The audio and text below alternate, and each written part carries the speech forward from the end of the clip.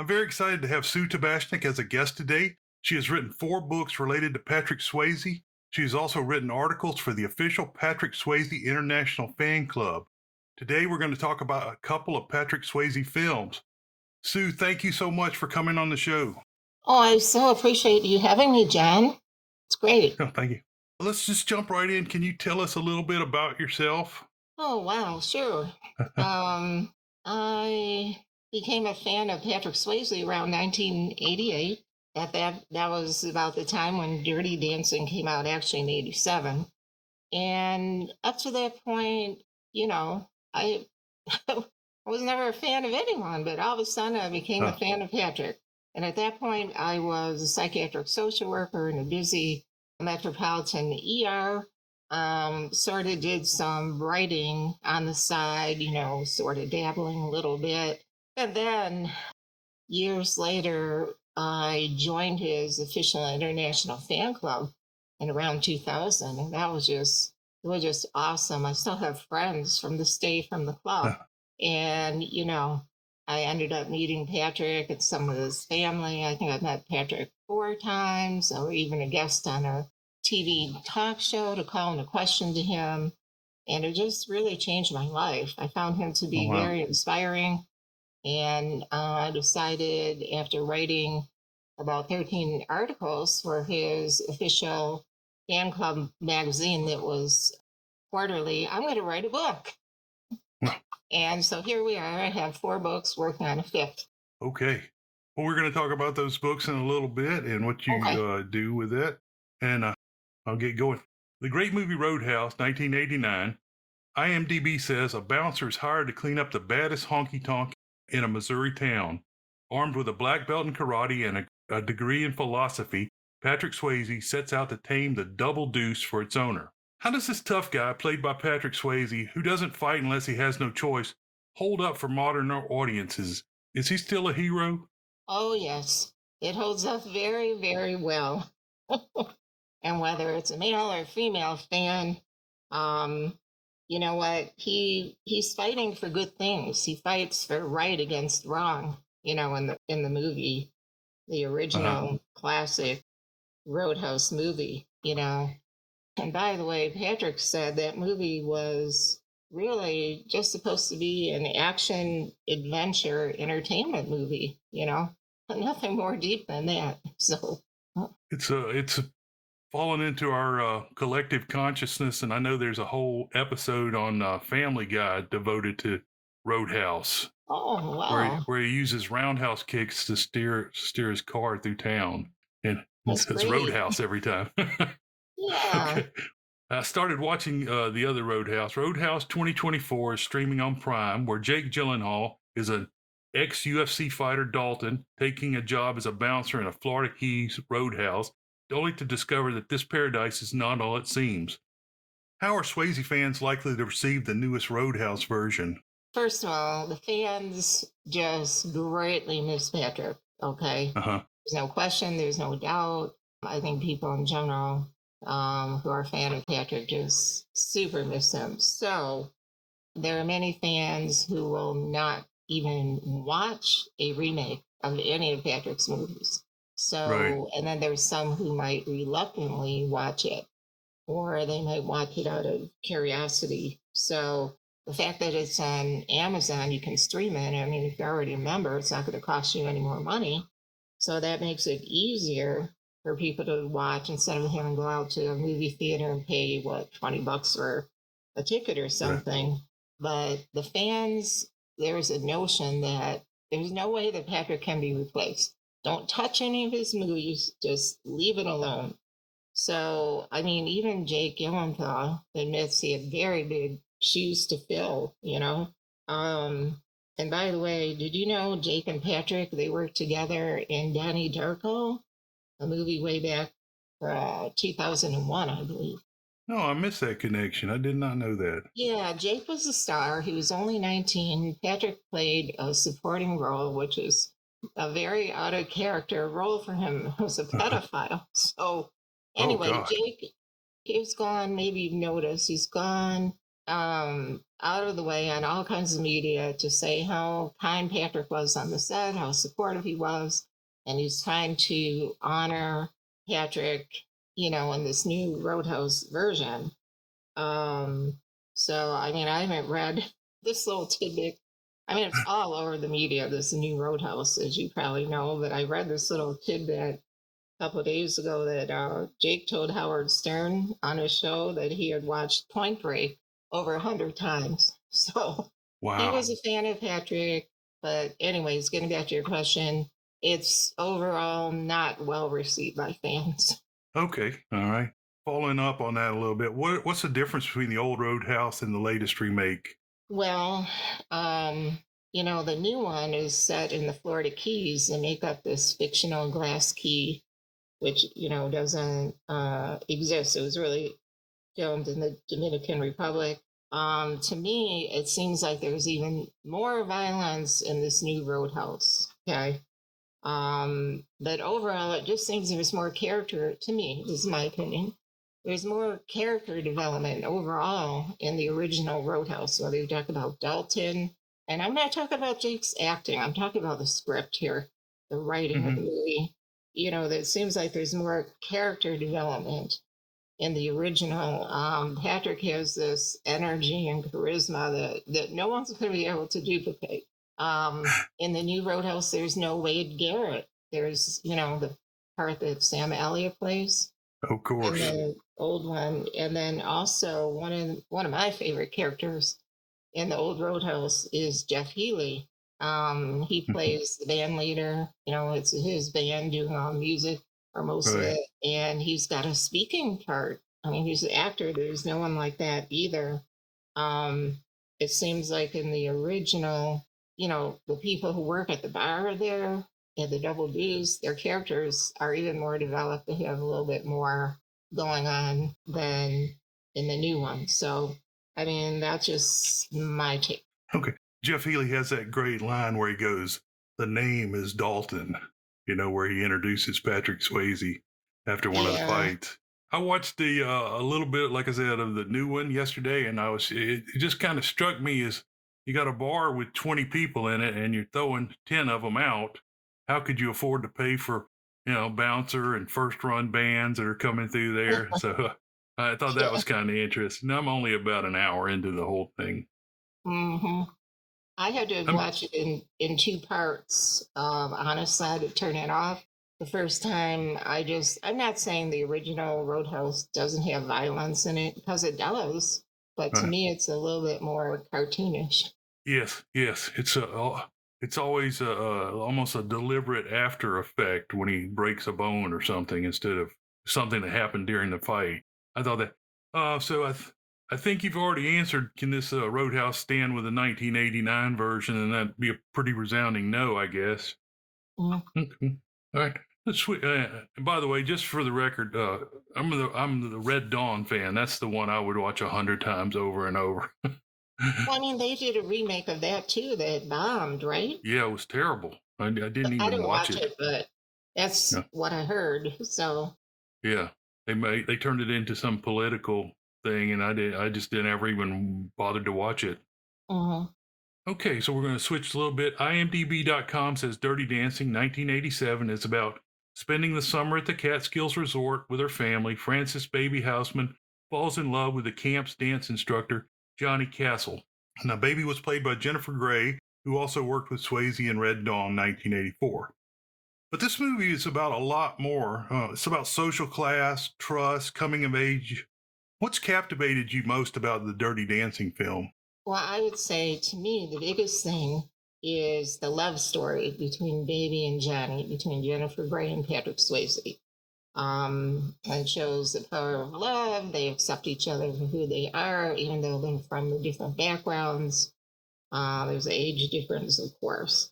But Right. also, I would say that to me, the movie is very optimistic.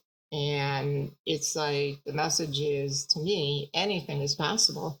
And I just really dig that. And then secondarily, I would say that the dancing and the music, how it was intertwined with the story, was also wonderful, very captivating. Great soundtrack. Great Yeah. soundtrack. What are some of the things? This is, I believe, this is one of your questions. That what are some of the things that people may not know about Dirty Dancing? Okay, well, I could go on and on, but let me pick anything about Patrick and Dirty Dancing. But Yeah. you know what?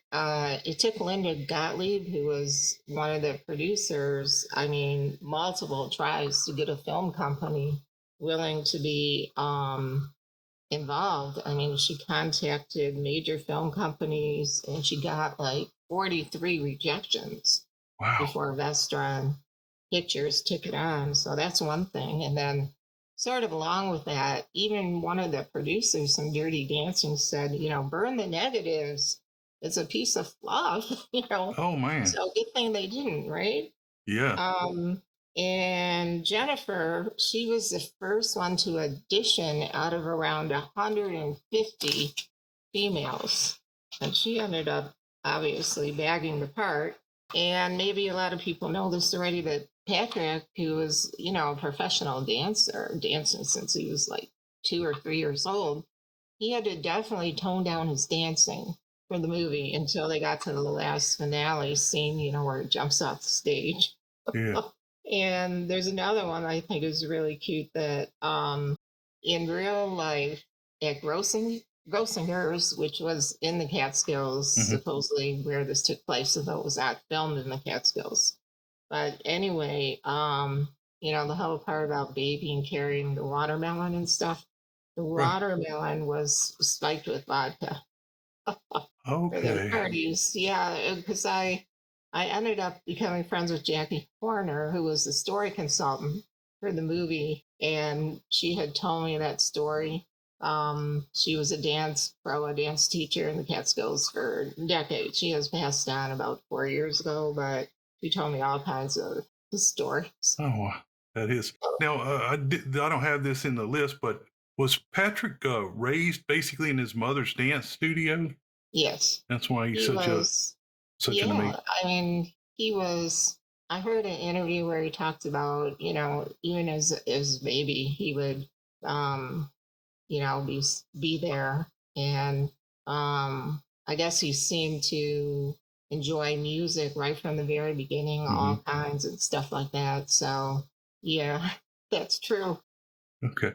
I started digging into Dirty Dancing a little bit more, and I was surprised to find that there was a musical and some places that you can visit that are dedicated to the movie. Will you please tell us what happens at a Dirty Dancing festival? Okay. Yeah, there let me just say the first that what you referred to, the musical or stage show, that's been in effect since 2004. Uh-huh. Written by Eleanor Bergstein, the same person who wrote the movie. And she deliberated a lot whether or not she wanted to do it, and she did it. And it's played all over the world, still playing. And I happen to see it here in Detroit. Um, so let's see. Okay, so there are basically two filming locations for Dirty Dancing. One was Mountain Lake in Pembroke, Virginia. I've been there. I visited the set, or not the set, but where they filmed the movie. Uh-huh. They still have a lot of buildings and stuff from the movie, and they have Dirty Dancing weekends throughout the year. There's probably around 8 or so. And then the second film location, Lake Blair, North Carolina, they have a Dirty Dancing festival once a year. It's been pushed to the fall. And I was lucky enough to go there. I was actually a guest speaker in 2018 for the festival. So what happens at these places? The movie is shown. In fact, in North Carolina, it's shown outside. Oh, When the nice. sun sets. It's really cool. And then at both the places, they have like so much going on. There's dress ups, like the women dress up as baby. Oh, okay. They have contests. Like in North Carolina, they had a water lift contest actually in the lake there, and it was really kind of crazy. They have just different contests and trivia. It's all Dirty Dancing focused. There's dancing. Okay. In North Carolina, they have it's sort of almost like a fair. They have tons of vendors and they got music going on with the band, and it's really fun for Uh, any Dirty Dancing fan. There's more landmarks left in Virginia than in North Carolina. And you can tour and see where Baby and her family, the cabin. You could even stay there if you want. No, and just various. There's a memorial stone to Patrick. There's the gazebo. Now their lake has usually it's dried up, so but they really modernized the hotel there. And then the hotel in North Carolina is where the cast stayed, and you can stay in the room where Patrick Okay. stayed or where Jennifer stayed. You Oh, can that's imagine, awesome. right? You said they did the like the dancing lift in the water, so in case anybody fell. Yeah, that's what's how they practice it in the movie because you can't really. Hopefully, you can't get hurt in the water. Right. So they never have a contest that was in the water. I mean, you've Okay. probably seen like different commercials and movies and TV shows where they try to duplicate the lift, right? Right. It's just so iconic. Yeah, it is. Oh, Yeah.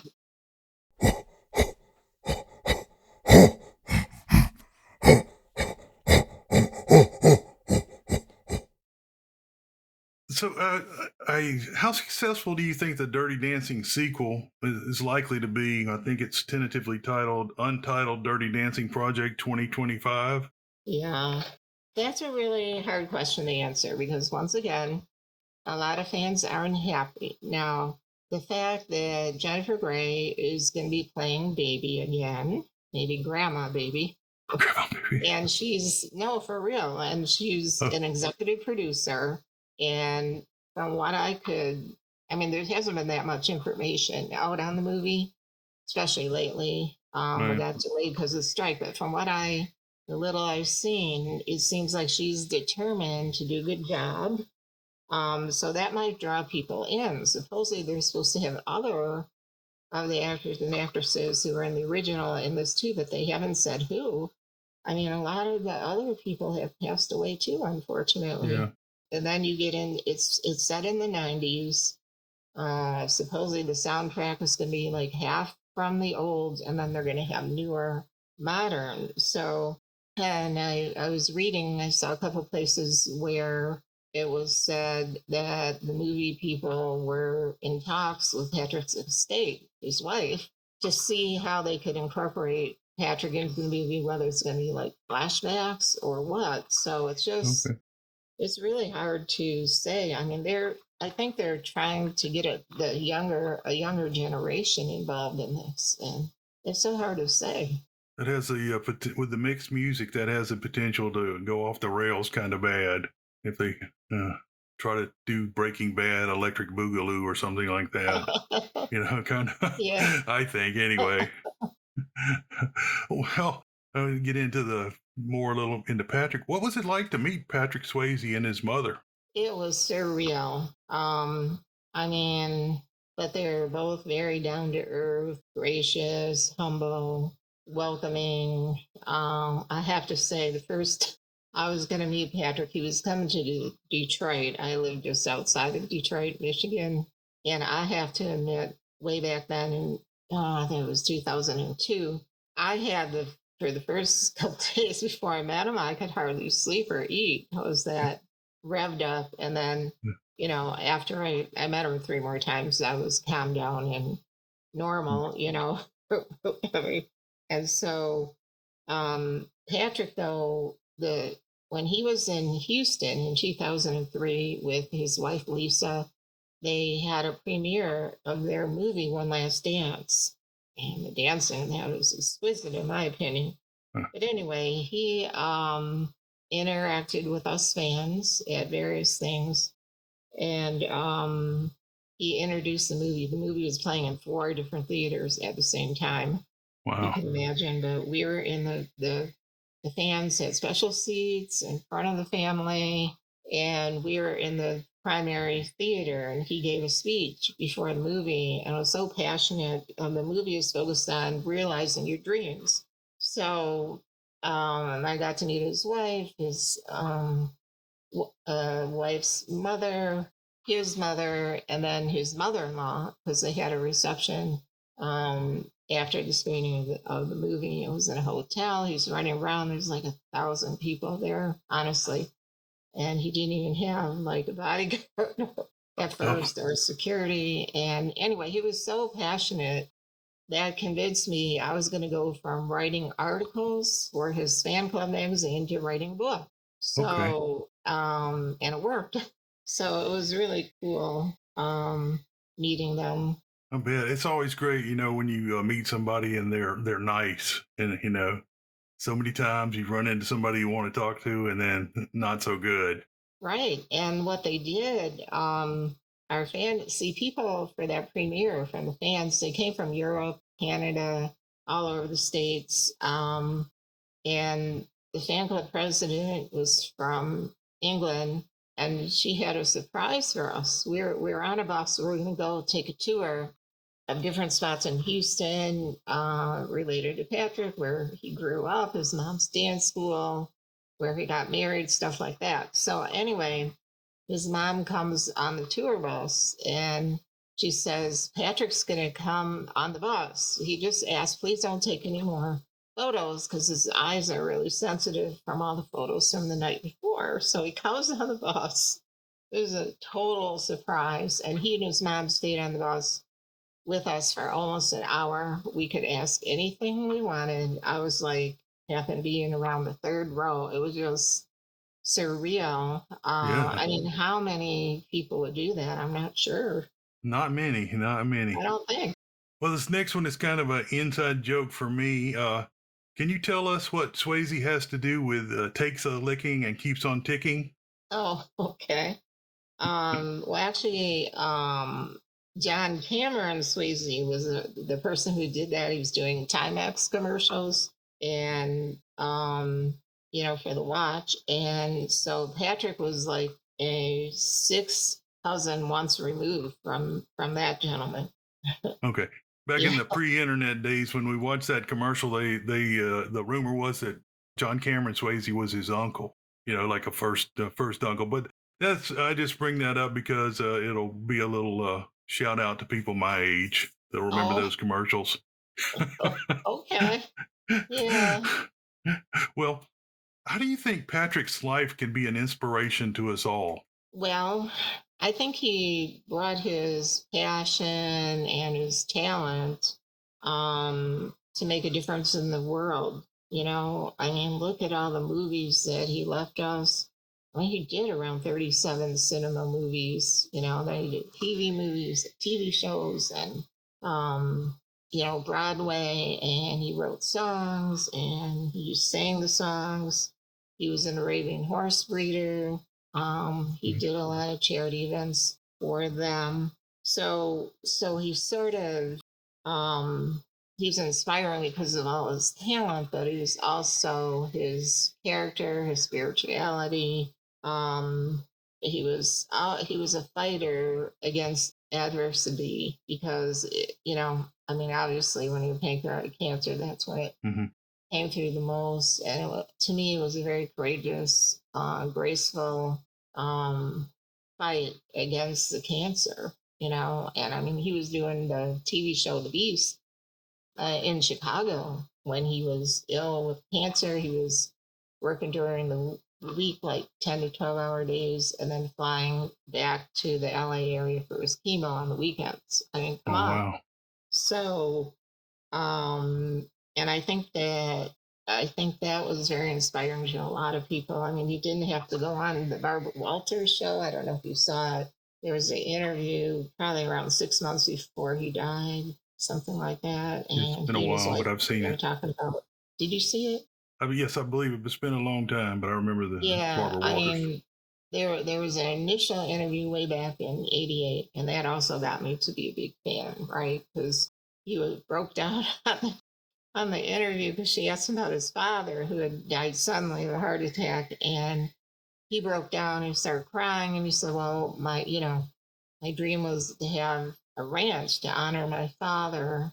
His father was into ranching and horses and stuff, and he ended up having two ranches. But anyways, he was an advocate for a lot of things in talking about the pancreatic cancer, he made a surprise appearance at the Stand Up to Cancer TV show. It was their first telethon, and Patrick was so ill they didn't even know if he would come on.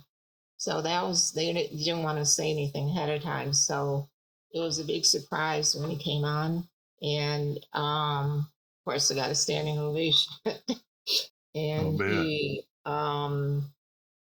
but he was also an advocate for conservation, dance and the arts. Which is, I mean, he had his ranch in New Mexico. He had a big forest, like 100 or 200 year plan to conserve the trees, and he oh, was, wow. well into that plan.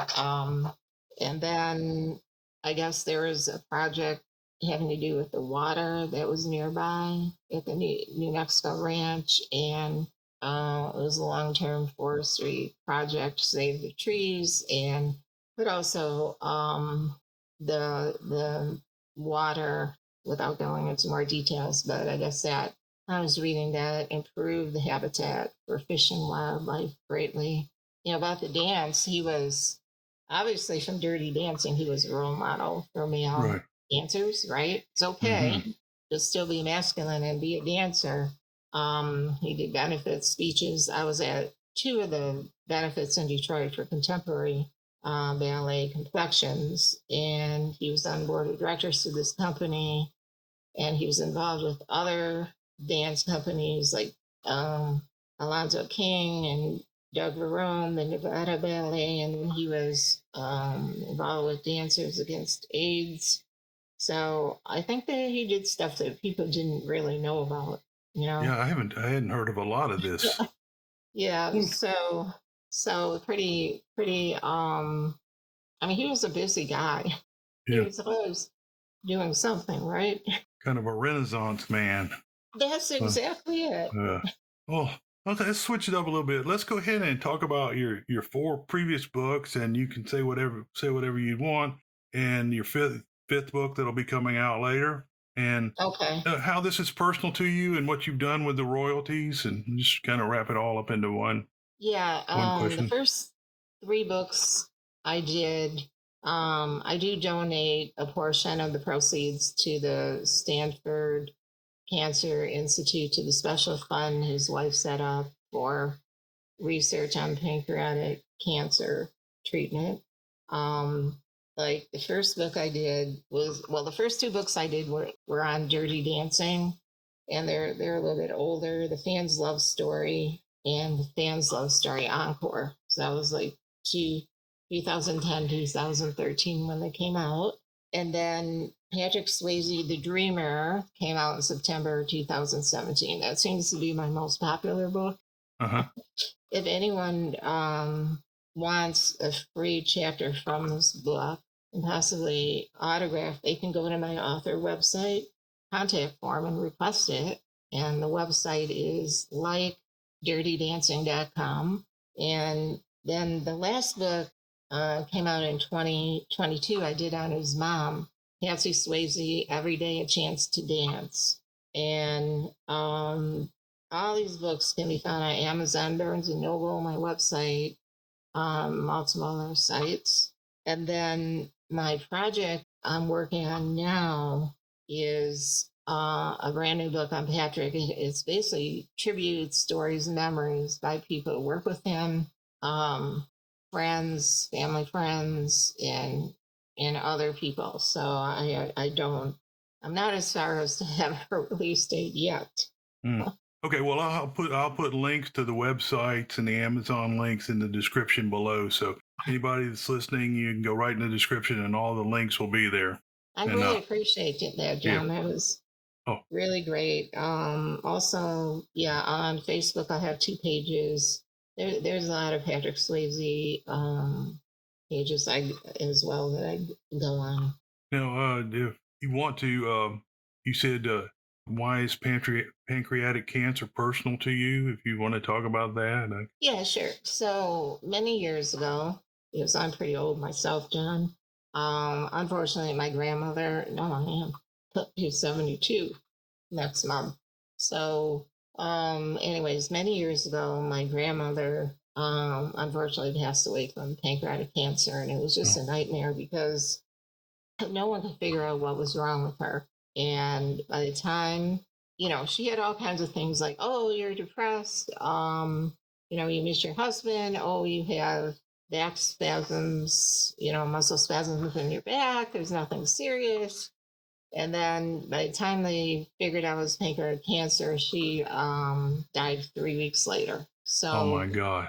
then, yeah, so then, when Patrick got diagnosed years and years later, I don't know exactly how many years later, but then I come to find out that there's still no good diagnostic tool. It's usually still too late, and they go on symptoms. By the time you have a lot of noticeable symptoms, it's too late, and they have to run a bunch of different tests to get a diagnosis. And they're not preventative, you know what I mean? It's only Right. after the fact. So that is being worked on, and that is hopefully they can come up with something better, So that is it was just a nightmare. So That is such a terrible cancer, and it's amazing that you've supported it and what you've done. It's very oh, thank you. important. Thank you. And like I said, the links are below, so go there and get your copy and support. Now, I guess this is the most important question. What have I forgotten to ask you? Wow, I mean, you asked me so many great questions. I, well, maybe I might just want to add, like, I, with my books, I am trying to preserve Patrick's legacy. Um, and I think, like I said before, it's sort of twofold, his performances, but also his character. And I know personally, he has been an inspiration to me. Like, I'm like, okay, if he can do that, fight against that pancreatic cancer, that I can do this, my Uh-huh. own battles. So I don't think I'm alone in having that sort of inspiration. So that would wrap it, I think. Okay. Thank you very much, Sue. I am so happy you came on the show. You put a lot of information, and I think everybody's going to really enjoy it. And y'all that are listening, hit those links down there. Thank you so much, John. Thank you. I appreciate it.